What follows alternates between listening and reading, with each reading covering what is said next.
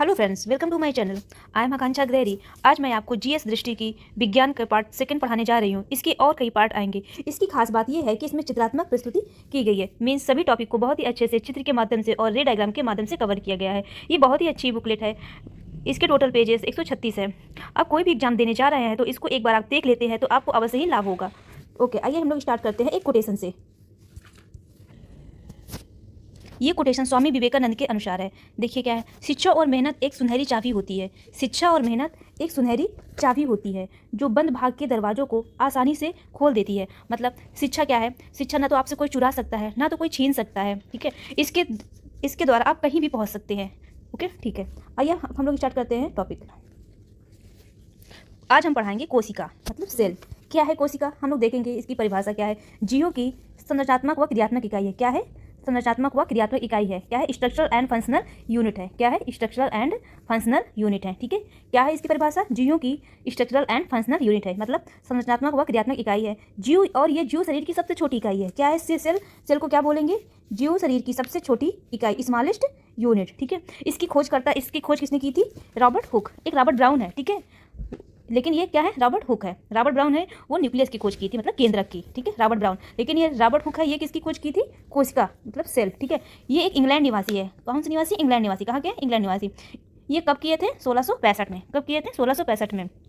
कोशिका के प्रकार क्या है, कोशिका के प्रकार आइए देखते हैं। यूकैरियोटिक कोशिका, प्रोकैरियोटिक कोशिका। क्या है, यूकैरियोटिक और प्रोकैरियोटिक। यूकैरियोटिक कोशिका एक बार देख लीजिए, इसमें क्या क्या आते हैं, जैसे हम लोगों में ह्यूमंस हो गया, कुत्ता हो गया, हाथी हो गया, etc। ठीक है, लेकिन जो प्रोकैरियोटिक कोशिका, मैंने पहले भी इसके बारे में बताया है। आप अगर मेरा पहला वीडियो नहीं देखे हैं तो उसको आप जाकर देख सकते हैं। ठीक है, प्रोकैरियोटिक मैंने बताया था, blue green algae, BGA, blue green algae and bacteria मतलब जीवाणु, नील हरित शैवाल और जीवाणु आदि में पाए जाते हैं। आइए अब हम लोग देखते हैं इसके क्या है फीचर्स। ठीक है, इसमें क्या है, केंद्रक कला उपस्थित होते हैं। इसमें क्या है, केंद्रक कला उपस्थित होते हैं और कोशिकांग भी उपस्थित होता है। इसमें गुणसूत्रों की संख्या अधिक होती है। किसकी संख्या अधिक होती है, गुणसूत्रों की संख्या अधिक होती है। बहुकोशिकीय जीवों में उपस्थित होते हैं। ये किसमें उपस्थित होते हैं, यूकैरियोटिक कोशिका, बहुकोशिकीय जीवों में जो मल्टी सेलुलर होते हैं। ठीक है, उसमें ये उपस्थित होते हैं। जैसे अभी हमने जब बताया था, मनुष्य, कुत्ता, हाथी आदि। ठीक है, अब आते हैं हम लोग क्या, प्रोकैरियोटिक कोशिकाएं। प्रोकैरियोटिक कोशिकाएं क्या है, इसमें केंद्रक कला एब्सेंट होता है। क्या एब्सेंट होता है, केंद्रक कला एब्सेंट होता है। केवल एक गुणसूत्र होते हैं। इसमें क्या होता है, ओनली वन क्रोमोसोम पाए जाते हैं। ठीक है, और लेकिन यूकैरियोटिक में क्या होते हैं, गुणसूत्रों की संख्या इससे अधिक होती है। ये किसमें पाए जाते हैं, इसमें जो यूकैरियोटिक है ये बहुकोशिकीय जीवों में पाए जाते हैं। लेकिन जो प्रोकैरियोटिक है ये किसमें पाए जाते हैं, एक कोशिकीय सूक्ष्म जीवों में, यूनिसेलुलर में प्रेजेंट होते हैं। ठीक है, यूनिसेलुलर जीवों में प्रेजेंट होते हैं। जैसे जीवाणु, नील हरित शैवाल, जीवाणु को हम इंग्लिश में बोलते हैं बैक्टीरिया, और ब्लू ग्रीन एल्गी आदि, नीले हरे शैवाल। मैं मल्टीपल बात इसलिए रिपीट करती हूँ ताकि आपको 80 to 90% यहीं पे याद हो जाए। मेरा जो टारगेट है आपको इस वीडियो के द्वारा याद कराना कितना है, 90 to 80%। अगर आप ये वीडियो 2 बार आप देख लेते हैं तो आपको यहीं पे याद हो जाएगा। ठीक है, ओके, इसलिए मैं बार बार आपको रिवाइज कराने की कोशिश करती हूँ। अब हम लोग देखेंगे क्या है, कोशिका सिद्धांत का प्रतिपादन। क्या है कोशिका सिद्धांत का प्रतिपादन, आइए देखते हैं। स्लाइडेन है और एक स्वान है। क्या है, स्लाइडेन है और स्वान है। ठीक है, ये कई बार एग्जाम में पूछा गया है कि कोशिका सिद्धांत का प्रतिपादन किसने दिया था, तो जो किसने दिया था, स्लाइडेन एंड स्वान ने। स्लाइडेन ये कहाँ के थे, जर्मनी के थे। लेकिन स्वान कहाँ थे, ये भी जर्मनी के थे। जो स्लाइडेन थे ये वनस्पति शास्त्री थे। ठीक है, और जो स्वान थे ये जंतु शास्त्री हैं, याद रखिएगा। ठीक है, आइए अब हम लोग देखते हैं महत्वपूर्ण तत्व। ये भी कई बार एग्जाम में पूछ लिया गया है, इसको भी आप ध्यान में रखिएगा। ठीक है, सबसे बड़ी कोशिका किसकी है, शुतुरमुर्ग के अंडे की, ऑस्ट्रिच के एग की। ठीक है, सबसे बड़ी कोशिका किसकी है, शुतुरमुर्ग के अंडे की। सबसे छोटी कोशिका क्या है, माइकोप्लाज्मा गैलीसेप्टर नामक सूक्ष्म जीव की। ठीक है, किसकी है, माइकोप्लाज्मा गैलीसेप्टर नामक सूक्ष्म जीव की। किसकी है, माइकोप्लाज्मा गैलीसेप्टर नामक सूक्ष्म जीव की। सबसे लंबी कोशिका किसकी है, सबसे लंबी कोशिका किसकी है, न्यूरॉन या तंत्रिका तंत्र। किसकी है, न्यूरॉन या तंत्रिका तंत्र की। अब आप देखते हैं कोशिका विभाजन। क्या है कोशिका विभाजन, इसकी डिफिनेशन देखेंगे। क्या होती है, जब हमारी पुरानी सेल क्या हो जाती है, डिवाइड होकर के नई सेल का निर्माण करती है, तो उसे हम बोलते हैं कोशिका विभाजन। आइए देखते हैं, पुरानी कोशिका का विभाजित होकर नई कोशिका का निर्माण करना क्या कहलाता है, कोशिका विभाजन, सेल डिवीजन। क्या होती है, पुरानी कोशिका का विभाजित होकर नई कोशिकाओं का निर्माण करना क्या कहलाता है, कोशिका विभाजन। इसकी खोजकर्ता कौन है, विर्चाउ। कौन है, विर्चाउ। ठीक है, कोशिका विभाजन के प्रकार देखिए, ये भी इंपॉर्टेंट है। ठीक है, एमाइटोसिस क्या होते हैं, आसूत्री या एमाइटोसिस, समसूत्री माइटोसिस, अर्धसूत्री रिडक्शन सेल डिवीजन, अर्धसूत्री रिडक्शन सेल डिवीजन। देखिए आप ऐसे बताती हूँ आपको, ए सूत्री क्या होते हैं, किसमें पाए जाते हैं, बैक्टीरिया हो गया, ईस्ट हो गया, ठीक है, साइनोबैक्टीरिया हो गया, etc। जो समसूत्री होते हैं ये इसमें क्या हो जाते हैं, इसमें एक कोशिका विभाजन से, जो समसूत्री क्या होते हैं, इसमें एक कोशिका विभाजन से एक सेल से कितने बनते हैं, 2 कोशिका बनते हैं, 2 सेल का निर्माण होता है। ठीक है, लेकिन वहीं पे जो अर्धसूत्री होता है उसमें क्या होते हैं, इसमें 4 कोशिका का निर्माण होता है। एक सेल से हमारा कितना होता है, 4। ठीक है, असमसूत्री में याद रखिएगा 1 से 2 बनते हैं। ठीक है, आइए देखते हैं एक के बारे में। आसूत्री मतलब एमाइटोसिस, एकमात्र कोशिका से दो संतति कोशिका बनती है। क्या बनती है? एकमात्र कोशिका से दो संतति कोशिका बनती है। जैसे किसमें पाए जाते हैं? जीवाणु, ईस्ट, साइनोबैक्टीरिया। किसमें पाए जाते हैं? जीवाणु, ईस्ट, साइनोबैक्टीरिया। वही देखिए अब समसूत्री माइटोसिस, इसमें काई कोशिका का विभाजन होता है। इसमें काई कोशिका विभाजन होता है। इसे क्या बोलते हैं हम लोग? काई कोशिका विभाजन भी कहते हैं। क्या बोलते हैं? काई कोशिका विभाजन भी कहते हैं। एक कोशिका विभाजन से दो कोशिकाओं का निर्माण होता है। अभी मैंने बताया तो एक कोशिका से कितने निर्माण होते हैं? दो कोशिकाओं का निर्माण होता है। इसमें जो गुणसूत्रों की संख्या होती है उसमें कोई भी चेंजेस नहीं आता है। इसमें जो क्रोमोसोम नंबर होते हैं उसमें कोई भी चेंजेस नहीं आता है। अब हम लोग देखेंगे अर्धसूत्री। ठीक है, इसके बारे में क्या देखेंगे? इसे न्यूनकरी कोशिका विभाजन कहते हैं। क्या कहते हैं? इसे न्यूनकरी कोशिका विभाजन कहते हैं। यह केवल जनन कोशिकाओं में पाया जाता है। किसमें पाया जाता है? जनन कोशिकाओं में। इसमें गुणसूत्रों की संख्या घटकर आधी रह जाती है। ठीक है, समसूत्री में कोई भी परिवर्तन नहीं होती है, लेकिन अर्धसूत्री में इसमें गुणसूत्रों की संख्या आधी रह जाती है। इसमें 4 कोशिका बनती है। एक सेल से कितने? 1 2 3 4। अभी मैंने बताया था इसकी 4 कोशिका बनती है। ओके, आइए हम लोग देखते हैं सेल कला। क्या है सेल कला? ये सेल कला किसमें आता है? कोशिका संरचना में।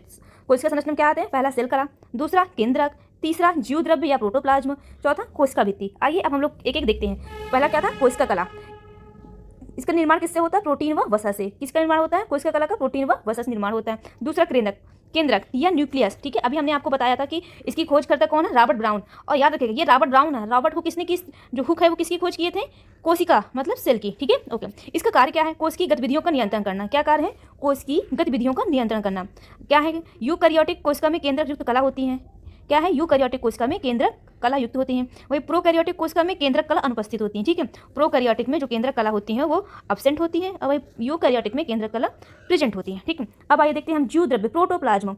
ये भी एग्जाम में इसकी खोज पूछा गया है। इसके शब्द का प्रथम प्रयोगकर्ता किसने की थी? पुरकिंजे। किसने किया था? पुरकिंजे ने। ठीक है, इसका क्या? कोशिका का प्राणदायक पदार्थ है। ये क्या है? कोशिका का प्राणदायक पदार्थ है।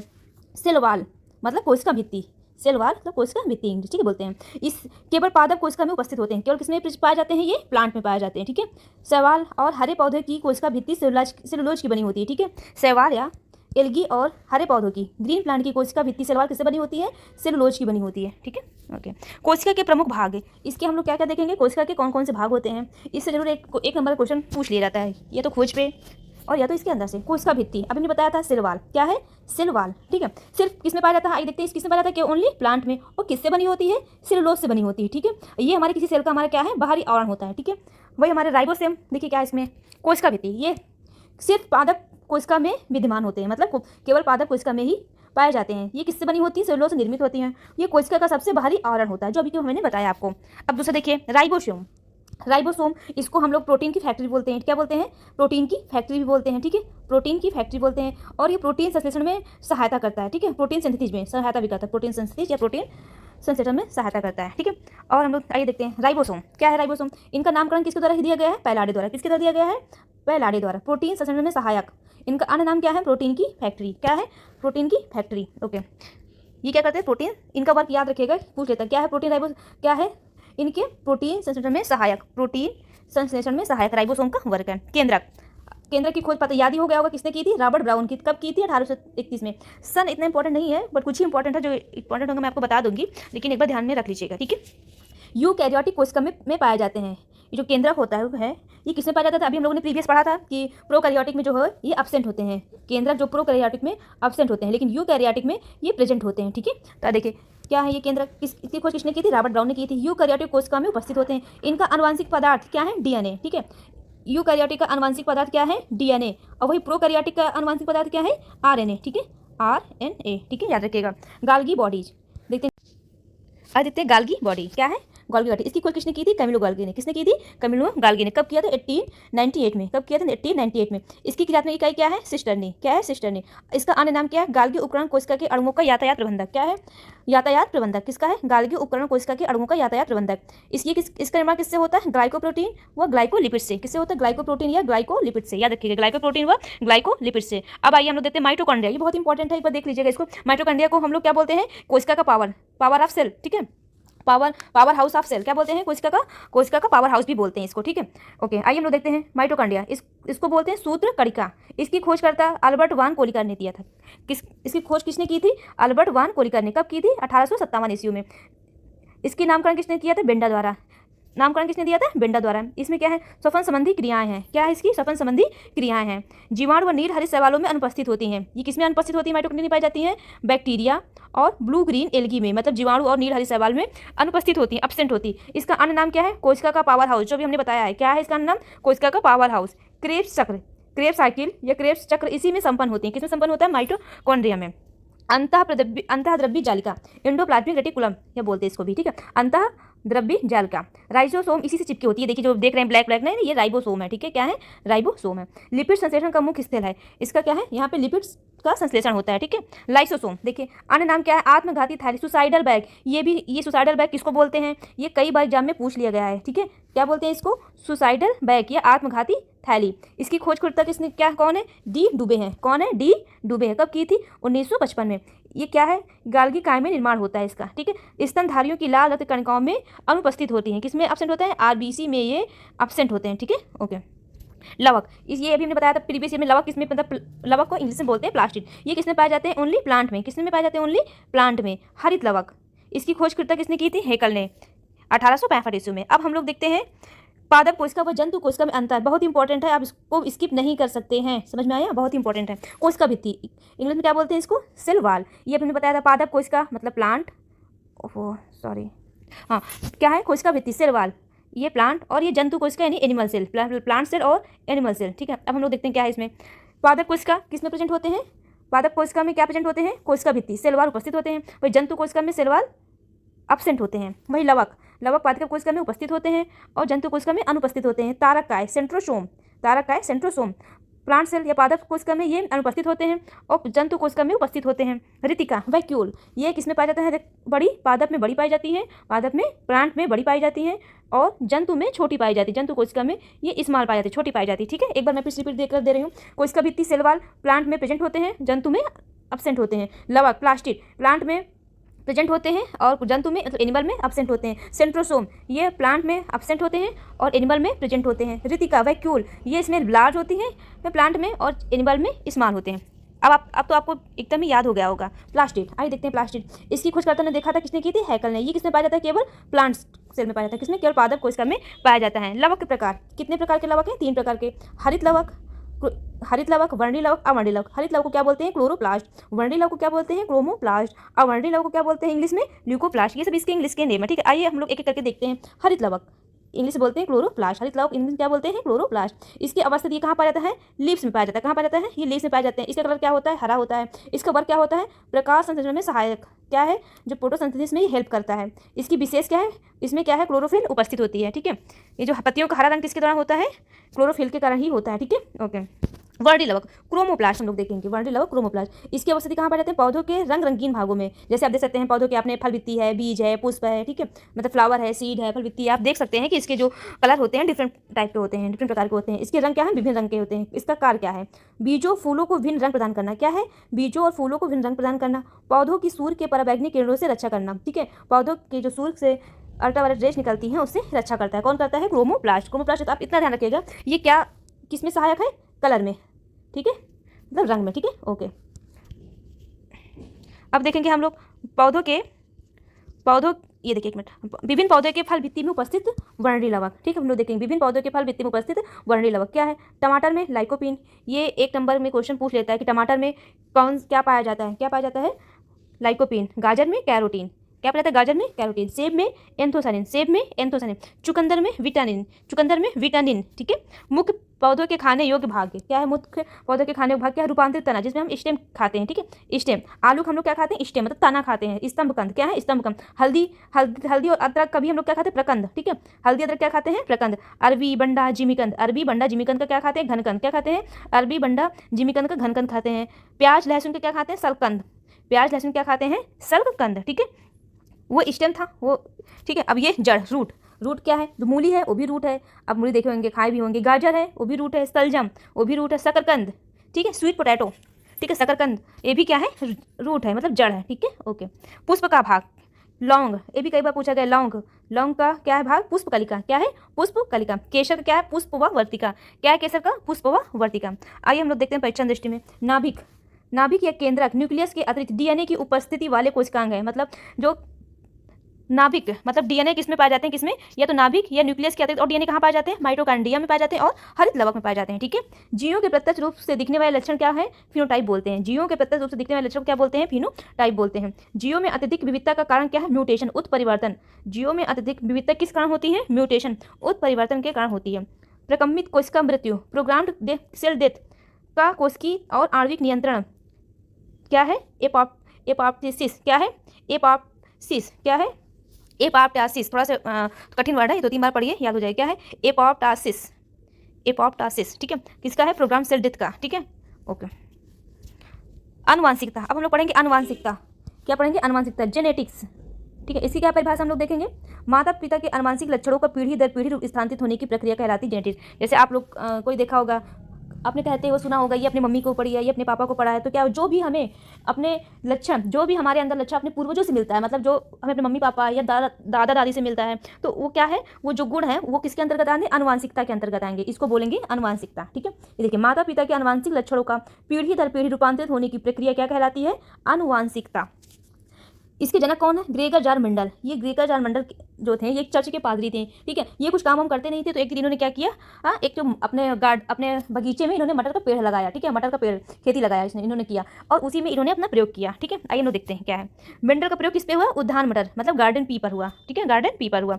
मेंडल के सिद्धांत का आधार क्या था, लैंगिक जनन पर आधारित। क्या सिद्धांत था, लैंगिक जनन पर आधारित था।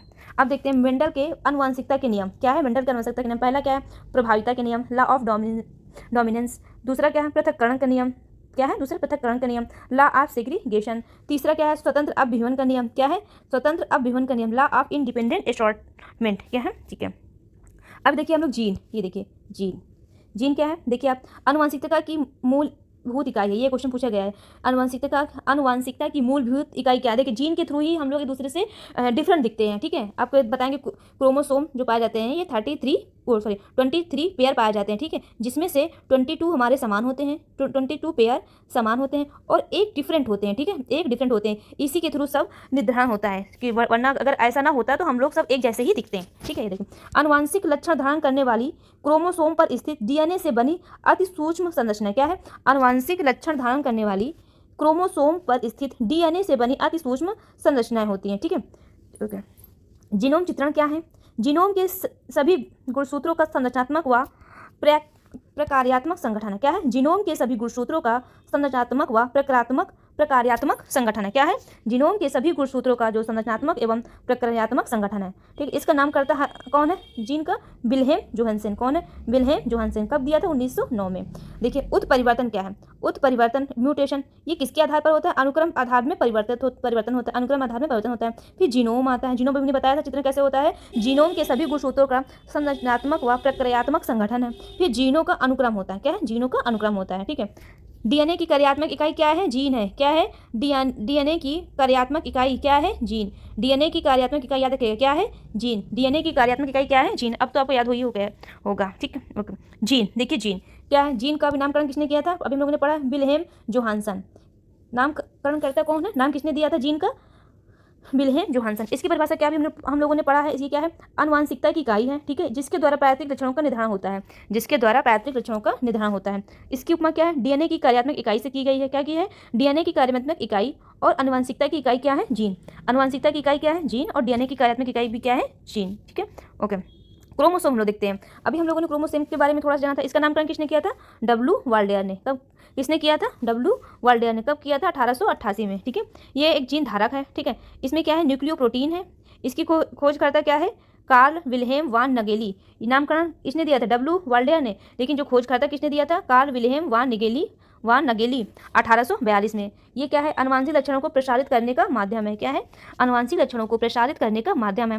प्रजातियों में क्रोमोसोम की संख्या व निश्चित व स्थिर होती। क्या है, प्रजातियों में क्रोमोसोम की संख्या निश्चित व स्थिर होती है। ठीक है, आइए हम लोग देखते हैं जंपिंग जीन, प्लवमान जीन। क्या है, जंपिंग जीन और प्लवमान जीन। क्या है जंपिंग जीन, हम लोग जानेंगे क्या है। ऐसे आनुवांशिक तत्व जो एक गुणसूत्र में एक स्थान से दूसरे स्थान जाने में समर्थ होते हैं, मतलब ऐसे आनुवांशिक तत्व जो एक स्थान से दूसरे स्थान में जाने में समर्थ होते हैं, क्या कहलाते हैं, जंपिंग जीन। ये किस में पाया जाता है, मेज, मतलब मक्का में पाया जाता है। किसमें पाया जाता है, मेज। सर्वप्रथम मक्का में इसका प्रयोग किया गया था। ठीक है, उसी में देखा गया था। इसकी खोजकर्ता क्या है, बारबरा मैकलिंटॉक। कहाँ के हैं ये? यूएसए के। क्या कौन खोज करता है इसके? बारबरा मैकलटॉक, ये यूएसए के। इनको नोबेल पुरस्कार इस खोज के लिए मिला है 1983 में, ठीक है, 1983 में। ट्रांसपोजोन क्या होते हैं? ट्रांसपोजोन क्या होते हैं? कोशिकाओं में डीएनए के खंड को क्या बोलते हैं? ट्रांसपोजन, ठीक है। कोशिकाओं में जो डीएनए के खंड होते हैं उनको क्या बोलते हैं? ट्रांसपोजन, ठीक है। क्रोमोसोम क्या है? क्रोमोसोम, इसका नामकरण किसने दिया था? वान वाल्डेयर हर्ट्ज। अभी हम लोगों ने देखा है। माता पिता के अनुवांशिक लक्षणों को संतानों तक पहुंचाना। अब तो आपको बिल्कुल याद हो गया होगा क्रोमोसोम का वर्क क्या है, काम क्या है, ठीक है। इसको उपमा क्या है? वंशागति का वाहक है। ये क्या है? वंशागति का वाहक है। माता पिता के अनुवांशिक लक्षणों को संतानों तक पहुंचाना इसका कार्य है। इसका नामकरण किसने दिया था? वान वाल्डेयर हर्ट्ज ने दिया था। इसकी परिभाषा क्या है? कोशिका के केंद्रक में उपस्थित धागों के समान संरचना होती है। इसकी बहुत ही पतली संरचना होती है, ठीक है, ओके। कोशिका के केंद्रक में उपस्थित धागों के समान संरचना होती है, ठीक है। गुणसूत्रों के प्रकार कितने होते हैं? 2 प्रकार होते हैं। कौन कौन से होते हैं? ऑटोसोम और 6 क्रोमोसोम। क्या होते हैं? ऑटोसोम और 6 क्रोमोसोम। मैंने अभी आपको बताया था कि इसके मनुष्य में कितने क्रोमोसोम होते हैं? 46, ठीक है।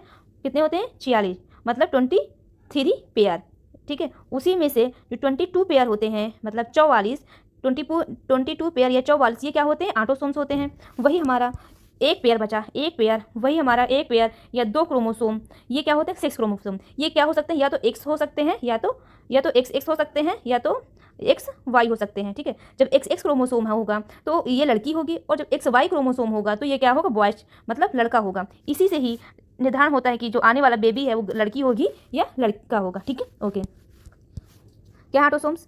इसकी क्या परिभाषा? स्त्री व पुरुष में समान रूप से पाए जाने वाले गुणसूत्र।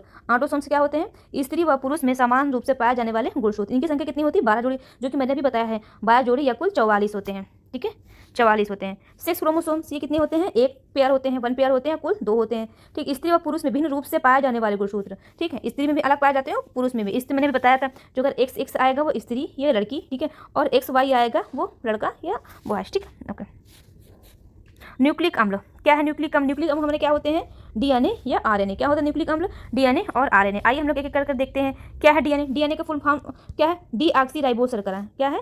डीऑक्सीराइबोशर्करा, ओके। इसकी खोजकर्ता किसने क्या है? ये स्विस रसायन शास्त्री फ्रेडरिक मिसर। किसने खोज की थी? स्विस रसायन शास्त्री फ्रेडरिक मिसर। कब की थी? 1869 में। ये क्या होता है? डबल हेलिक्स मॉडल होता है। ये भी पूछा गया डबल हेलिक्स मॉडल क्या है, ठीक है। इसकी खोज, विन्यास की खोज किसने की थी? Doctor James Watson and doctor Francis Crick. ये बहुत बार एग्जाम में पूछा गया है। डीएनए की डबल हेलिक्स मॉडल खोज किसने की थी? डबल हेलिक्स कुंडलीकार की डॉक्टर जेम्स वाटसन व डॉक्टर फ्रांसिस क्रिक। इसके प्रस्तावक क्या है? MHF Wilkins and Franklin. कौन है? MHF Wilkins and Franklin. कब किया था? 1953 में। इसमें क्या है? न्यूक्लिक अम्ल। इसमें नाइट्रोजनी बेस क्या है? Adenine, guanine, thymine, cytosine. Adenine, guanine, thymine, cytosine. लेकिन जो हमारे उसमें होता है आरएनए में, ये हमारा क्या होता है? इसमें आरएनए में थाइमीन के स्थान पर क्या होता है? यूरेसिल, ठीक है, याद रखिएगा। इसके कार्य क्या है? आनुवांशिक गुणों के लिए उत्तरदायी होता है। क्या अभी पढ़े थे हम लोग? डीएनए किसके लिए उत्तरदायी होता है? आनुवांशिक गुणों के लिए। और जो ये होता है, ये इससे किससे बना होता है? फास्फेट्स, ओके। अब हम लोग देखेंगे आरएनए। इसका फुल फॉर्म आप देख सकते हैं। इसमें एक सिंगल लेयर है। इसमें क्या? डबल हेलिक्स मॉडल है। डबल हेलिक्स मॉडल किसने दिया था? इसने दिया था, ठीक है, वाटसन एंड क्रिक। आप शॉर्ट्स में इसको बोल सकते हैं वाटसन एंड क्रिक, इतना याद कर सकते हैं। किसने किया था? वाटसन एंड क्रिक ने। डबल हेलिक्स मॉडल है, इतना इसमें इंपॉर्टेंट है कि डबल हेलिक्स मॉडल है डीएनए का। और ये ठीक है, किसके लिए उत्तरदायी है? आनुवांशिक गुणों के लिए। अब ये भी देख सकते हैं नाइट्रोजनी बेस क्या क्या है इसके? Adenine, guanine, thymine and cytosine, ठीक है। प्रयोगशाला में सर्वप्रथम संश्लेषण किसके द्वारा किया गया था? हरगोबिंद खुराना द्वारा, ठीक है, याद रखिएगा, ध्यान में रखिएगा, बट इतना ये मोस्ट इंपॉर्टेंट है ये वाला, ओके। प्रयोगशाला में सर्वप्रथम संश्लेषण किसके द्वारा किया गया था? हरगोबिंद खुराना द्वारा। अब आइए देखते हैं राइबोसोम। इनका पूरा नाम क्या है? राइबोशर्करा। ये किसके द्वारा इनका संश्लेषण होता है? डीएनए द्वारा। किसके द्वारा होता है संश्लेषण? डीएनए द्वारा। इनका कार्य क्या है?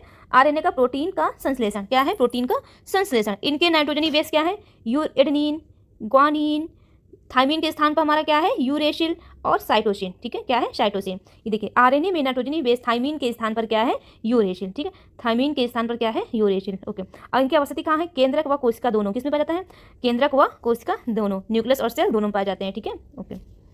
डीएनए आरएनए के मुख्य प्रकार क्या है? आरएनए के मुख्य प्रकार एक देखिए टीआरएनए। क्या है? टीआरएनए। इनको ट्रांसफर आरएनए बोलते हैं। क्या बोलते हैं इनको? Transfer RNA. एमआरएनए क्या बोलते हैं? एमआरएनए क्या बोलते हैं? Messenger RNA. क्या बोलते हैं? Messenger RNA. आरआरएनए, ठीक है, इनको क्या बोलते हैं? आरआरएनए क्या बोलते हैं? Ribosomal RNA. क्या बोलते हैं? राइबोसोमल आरएनए, ठीक है, ओके। आइए हम लोग एक करके देखते हैं। tRNA क्या बोलते हैं, ट्रांसफर आरएनए बोलते हैं। ये क्या करते हैं, प्रोटीन संश्लेषण हेतु अमीनो अम्ल राइबोसोम पर लाना। क्या करते हैं ये प्रोटीन, इनका मुख्य कार्य क्या है, प्रोटीन का संश्लेषण करना। तो ये क्या करेंगे, प्रोटीन संश्लेषण के लिए अमीनो अम्ल राइबोसोम पर लाना। mRNA क्या है, मतलब मैसेज आप करते हैं तो किसी को संदेश पहुंचाने के लिए, ठीक है। ये देखिए, केंद्रक के बाहर प्रोटीन संश्लेषण हेतु उपयुक्त अमीनो अम्ल को चुनने के लिए संदेश भेजना। क्या करते हैं, देखिए मैसेंजर आरएनए क्या करता है, इनका देखते हैं हम लोग। केंद्रक के बाहर प्रोटीन संश्लेषण हेतु उपयुक्त अमीनो अम्लों को चुनने के लिए संदेश भेजना, ठीक है। ये देखिए tRNA है, ये mRNA है, और ये राइबोसोमल लार्ज सब यूनिट है, राइबोसोमल स्मॉल सब यूनिट है। आप यहाँ पे देखते होंगे ऐसे राइबोसोम होता है, ये पार्ट लार्ज होता है और ये पार्ट स्मॉल होता है, ठीक है।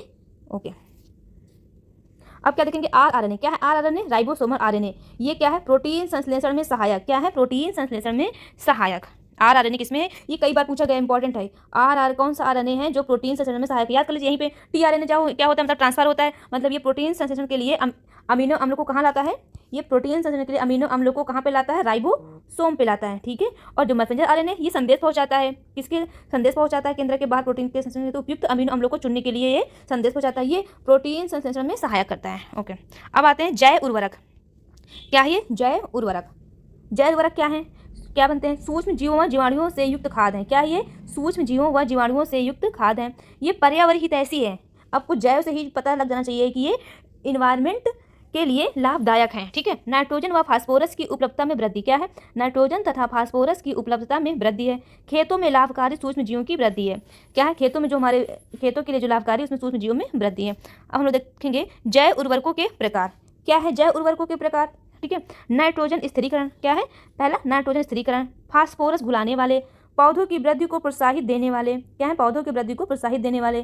कंपोस्टिंग एक्सीलेटर, क्या है, कंपोस्टिंग एक्सीलेटर, ठीक है। अब हम लोग देखेंगे नाइट्रोजन स्थिरीकरण क्या है, कौन कौन करता है, rhizobium, azotobacter, azospirillum, acetobacter, blue green हल्की, ये नील हरी शैवाल, एजोला। कौन कौन करता है, रिपीट करते हैं, rhizobium, Azotobacter, Azospirillum, acetobacter, blue green algae, azolla, ठीक है। फास्फोरस घुलाने वाले कौन कौन से होते हैं, बैसिलस, स्यूडोमोनास, एस्परजिलस। क्या होते हैं, bacillus, Pseudomonas, Aspergillus, bacillus, Pseudomonas, Aspergillus, ठीक है। वही पौधों को वृद्धि को प्रोत्साहन देने वाले कौन है, राइजोबैक्टीरिया और स्यूडोमोनास। कौन है, राइजोबैक्टीरिया और स्यूडोमोनास, ठीक है, स्यूडोमोनास। ओके, अब कंपोस्टिंग एक्सीलेटर वाले कौन से हैं, सेलुलोलिटिक। कौन है, सेलुलोलिटिक एंड लिग्नोलिटिक। कौन कौन से हैं, सेलुलोलिटिक एंड लिग्नोलिटिक। कौन है, सेलुलोलिटिक एंड लिग्नोलिटिक। ओके, हम लोग और देखेंगे क्या है ये, नील हरी शैवाल प्लस एजोला। ये किसमें वृद्धि करता है, उपज क्षमता में वृद्धि करता है, ठीक है, नाइट्रोजन स्थिरीकरण के लिए। ओके, आइए हम लोग देखते हैं क्या क्या है। नील हरी शैवाल ये क्या करता है, ये एजोला का सहचर है। क्या, किसका सहचर है, एजोला का। ये प्रोकैरियोटिक शैवाल है। नील हरी शैवाल भी हम लोग बताया, तो पढ़ लिए थे कि प्रोकैरियोटिक में कौन कौन से आते हैं, ब्लू ग्रीन एल्गी और बैक्टीरिया, ये सब आते हैं ना। इनका अन्य नाम क्या है, साइनोबैक्टीरिया। क्या है अन्य नाम, साइनोबैक्टीरिया। किसका नाम है, नील हरी शैवाल, ब्लू ग्रीन एल्गी। ये किसमें सहायक है, नाइट्रोजन स्थिरीकरण में ये सहायता प्रदान करते हैं। किसमें सहायता करते हैं, नाइट्रोजन स्थिरीकरण में ये सहायता प्रदान करते हैं। वही हम लोग देखते हैं एजोला। एजोला क्या है, ये जलीय फर्न। क्या है ये एजोला, जलीय फर्न है। पत्तियों की पृष्ठीय सतह पर साइनोबैक्टीरिया, एनाबिना, एजोली, ये सब क्या करते हैं, नाइट्रोजन स्थिरीकरण के लिए क्या क्या करते हैं, नाइट्रोजन स्थिरीकरण के लिए क्या क्या करते हैं, साइनोबैक्टीरिया, एनाबिना, एजोली, ठीक है, एनोबिना, एजोली, ये पत्तियों के पृष्ठीय सतह पर नाइट्रोजन स्थिरीकरण करते हैं। इसके लिए कौन कौन उत्तरदायित्व है, साइनोबैक्टीरिया, एनाबिना, एजोली, ठीक है। दुधारू पशुओं को खिलाने पर ये क्या होता है, अगर ये एजोला कोई किसको खिलाया जाएगा, जो गाय देती है, जो दूध देती है, ठीक है, जो दूध देती है, तो उसमें क्या हो जाएगी, दूध की मात्रा में वृद्धि हो जाएगी, ठीक है, क्या हो जाएगी, दूध की मात्रा में वृद्धि हो जाएगी। अब हम लोग देखेंगे क्या है, जैव उर्वरक।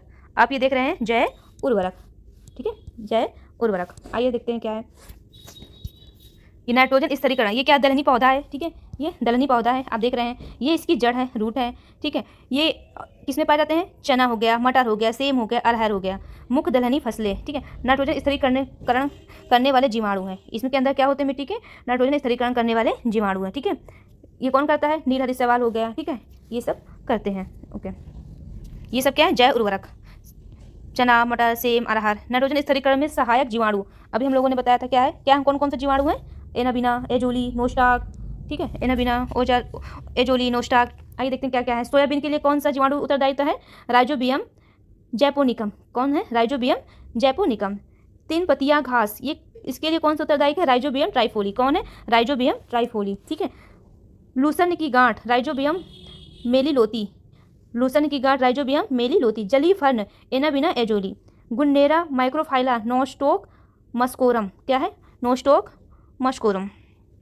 इसमें सब तो इंपॉर्टेंट नहीं है, इसमें से एक की तो इंपॉर्टेंट आप देख लीजिएगा, सोयाबीन को और जली फर्न को, ठीक है। अगर क्वेश्चन बनना होगा तो यहीं से बन जाएगा। आइए हम लोग स्टार्ट करते हैं। कंकाल व मांसपेशिया तंत्र, क्या है कंकाल व मांसपेशी तंत्र। अगर आप सोचो कंकाल ना होता तो आप लोग कैसे दिखते, क्या आपको आइडिया है कुछ? ओके मैं बताती हूँ। अगर कंकाल ना होता तो हम लोग एक मांस का लोथला होते, कोई भी सेफ नहीं होता, कोई भी जो आज दिख रहा है, कोई इतना लंबा है, कोई इतना छोटा है, कोई इतना मोटा है, ठीक है। तो वो सब क्या है, वो कंकाल के और मांसपेशिया की वजह से ही है। आइए हम लोग देखते हैं इसकी परिभाषा, क्या है इसकी परिभाषा। ओके, किसी भी जीव के शारीरिक ढांचे का निर्धारण करने वाला तंत्र है, क्या है किसी भी जीव के शारीरिक ढांचे का निर्धारण करने वाला तंत्र है। इसका निर्माण किससे होता है, संयोजी ऊतक से, ठीक है। इसका निर्माण किससे होता है, संयोजी ऊतक से। इसका अध्ययन किसके अंतर्गत करते हैं, ऑस्टियोलॉजी के अंतर्गत। हम लोग प्रीवियस लेक्चर में पढ़ चुके हैं, किसके अंतर्गत करते हैं, ऑस्टियोलॉजी के अंतर्गत करते हैं। कंकाल के प्रकार कितने हैं, कंकाल के प्रकार देखिए दो हैं, बाह्य कंकाल अंतः कंकाल। कितने हैं, दो हैं, बाह्य कंकाल और अंतः कंकाल।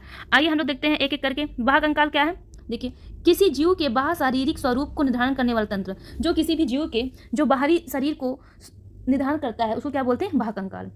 इसकी संरचना क्या होती है, मृत कोशिकाओं के द्रव्य से, जिसमें रक्त संचार नहीं होता है। इसमें क्या है, ब्लड का फ्लो नहीं होता है, ठीक है। और इसी की वजह से हमें काटने पर दर्द भी नहीं होता है, ठीक है। देखिए ये किसमें उपस्थित प्रोटीन का नाम क्या है, अल्फा प्रोटीन। ही देखिए काटने पर दर्द भी नहीं होता है। आप याद रखिए बाह्य कंकाल क्या होते हैं, वो किसी जीव के बाह्य शारीरिक स्वरूप को निर्धारण करता है और इसमें मृत कोशिकाओं के द्रव्य से बना होता है, जिसमें कोई भी ब्लड नहीं रहता है, ठीक है। और काटने पर भी दर्द हमें नहीं होता है। एक सेकेंड,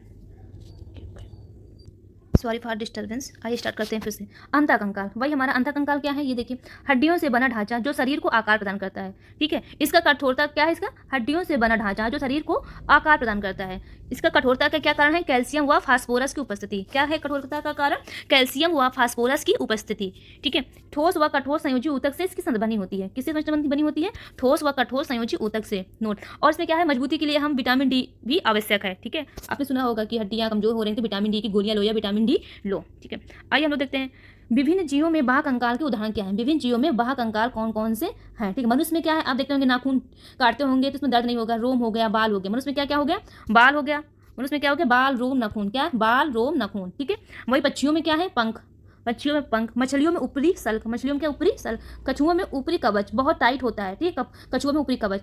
चौपाए जंतुओं में खुर हो गया। चौपाए जंतु मतलब क्या है, गाय भैंस बकरी इत्यादि, ठीक है। चौपाया जंतु में खुर, रोम, सींग, ये सब क्या है, बाह्य कंकाल के उदाहरण। अब हम लोग देखेंगे मानव अंतः कंकाल में उपस्थित अस्थियों की संख्या कितनी है। अस्थियों की संख्या कितनी है, नवजात शिशुओं में कितनी है, 300। पूछ लेता है नवजात शिशुओं में कितनी है, 300। वयस्कों में, एडल्ट में कितनी है, 206 में। एडल्ट में कितनी है, 206 में।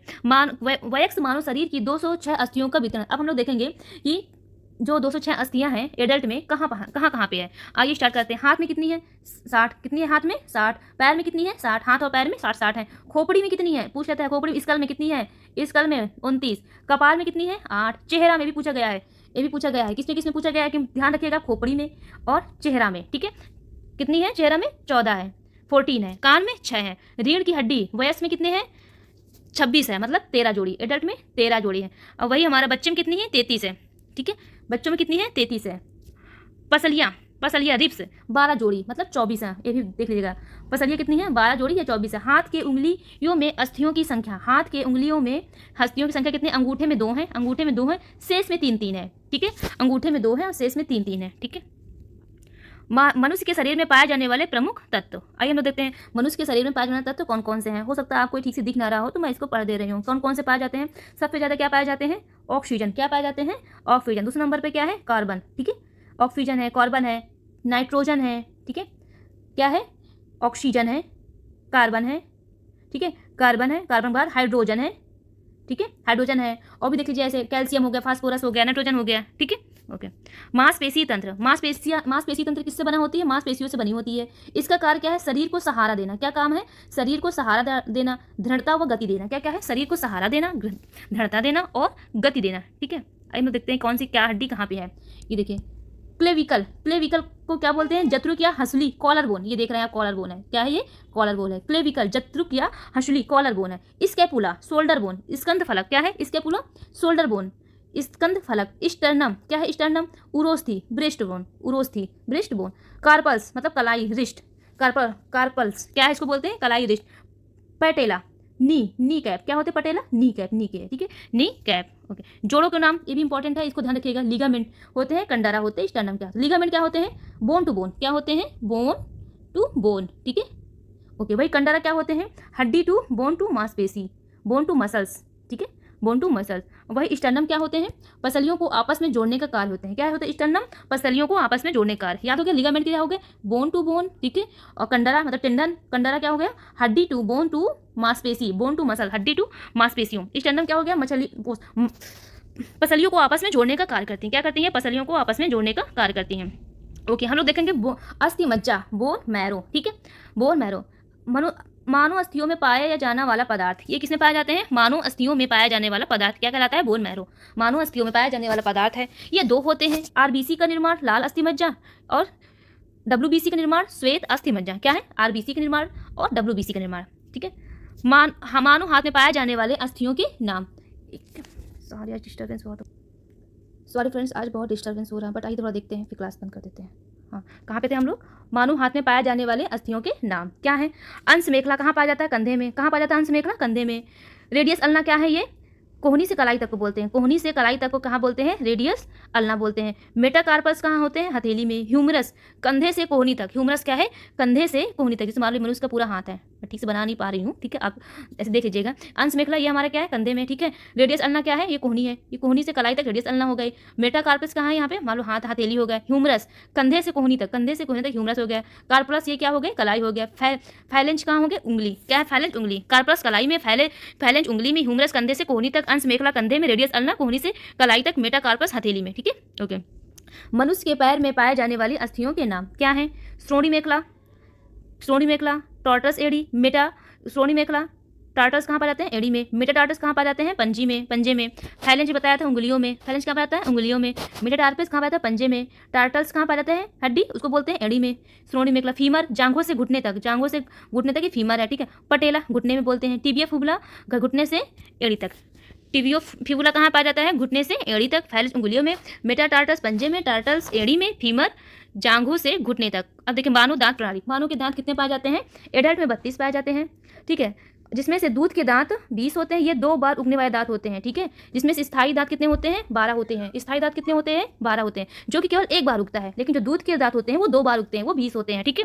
और वयस्क में कितने होते हैं, टोटल 32 होते हैं। आइए हम लोग क्या क्या देखते हैं इनके कार्य। ये 4 प्रकार के होते हैं, क्या है, कृंतक, रदनक, अग्रचर्वणक और चर्वणक। जो कृंतक है इसको इंग्लिश में क्या बोलते हैं, इंसीजर्स। ये भोजन को काटने का काम करते हैं। क्या करते हैं, भोजन को काटने का काम करते हैं। रदनक कैनाइंस, क्या बोलते हैं, कैनाइन से क्या फाड़ते हैं, ये भोजन को फाड़ने का काम करते हैं। अग्रचर्वणक और चर्वणक, अग्रचर्वणक को क्या बोलते हैं, प्रीमोलर इंग्लिश में, और चर्वणक को मोलर। ये दोनों चबाने का काम करते हैं, ठीक है। याद हो गया, कृंतक, रदनक, अग्रचर्वणक और चर्वणक। ओके फ्रेंड्स, आज के लिए इतना ही। मैं अब नेक्स्ट लेक्चर नेक्स्ट डे करूँगी। Okay, thank you.